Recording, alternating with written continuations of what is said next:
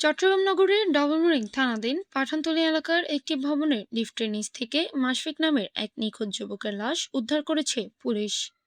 শনিবার 23 মে দুপুর 12:30টার দিকে খবর পেয়ে ডবলমুরিং থানা পুলিশ পাঠানতলী এলাকার খানবাড়িতে গিয়ে লাশটি উদ্ধারের ব্যবস্থা করে। পরে ফায়ার সার্ভিসের কর্মীদের সহায়তায় লিফটের নিচের অংশ খুলে লাশটি বের করা হয়।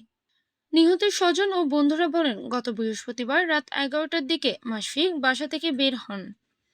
ভবনের সিসিটিভি ফুটেজ দেখা যায়, রাত 2টার দিকে তিনি আবার ভবনে প্রবেশ করে লিফটে চড়ে উপরে উঠছিলেন। এরপর থেকে তিনি নিখোঁজ ছিলেন।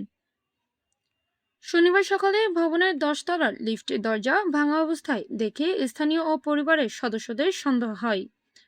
পরে পুলিশকে খবর দেওয়া হলে পুলিশ এসে লিফটের নিচ থেকে তার লাশ উদ্ধার করে।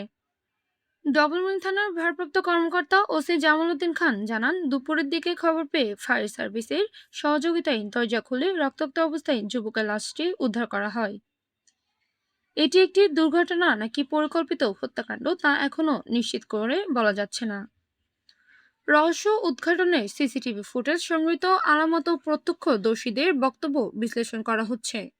ময়নাতদন্তের রিপোর্ট ও তদন্তের পরে মৃত্যুর প্রকৃত কারণ জানা সম্ভব হবে। 12:30টার দিকে জানতে পারছি, আইসা পরে আপনার ফায়ার সার্ভিসের সহযোগিতা আমরা খুলে কিছুক্ষণ আগে উদ্ধার করলাম। ছিল রক্তাক্ত অবস্থা করা ছিল। এখন রাখছি, তদন্ত চলতেছে, দেখা যাক কি হয়।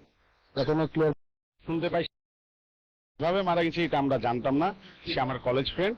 তো এখানে আসার পর দেখি প্রথমে লাশটা লিফটের নিচে। তো লিফটের নিচে থাকার পর আমরা তো আসলে দেখে খুব অবাক।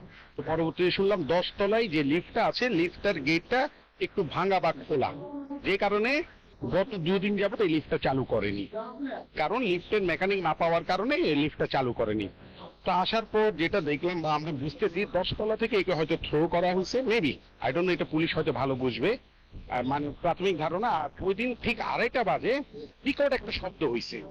তো আসলে এই বিল্ডিং এর কেউ এই শব্দে সাড়া দিল না কেন? পাশের এক বিল্ডিং পরে লোকরা বলতেছে এত বিকট শব্দ কোত্থেকে আসলো।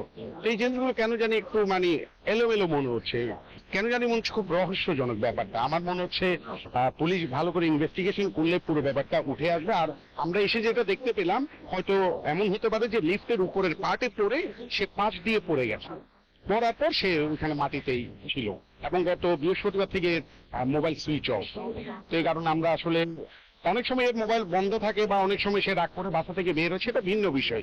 বাট এরকম 2 দিন পাওয়া যায়নি এবং মানে খুব একটা আসলে ব্যাপারটা আমরা খুব মর্মাহত জিনিসটা আমরা এভাবে সারা জীবন একরকম রকম, মানে আসলে এটা মেনে নেওয়ার মতো না।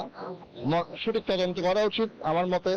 এটা আমার মনে হয় না এটা হতে পারে কোনো মার্ডার বা এরকম কোনো কিছু। হয়তো বা যে পরিস্থিতি দেখলাম, সাধারণ মানুষ তো এভাবে এসে লিফটে পড়ে থাকবে এরকম তো এটা হওয়ার কথা না। আর আশেপাশের মানুষ কেন কেউ জানবে না? সবারই তো জানার কথা যে একটা মানুষ লিফট চলতেছে না, চেক করে তো দেখা উচিত ছিল। 2 দিন ধরে লিফট চালাচ্ছে না, নিশ্চয়ই কোনো বড় ধরনের রহস্য এখানে লুকিয়ে আছে। Desk news, PF71 TV.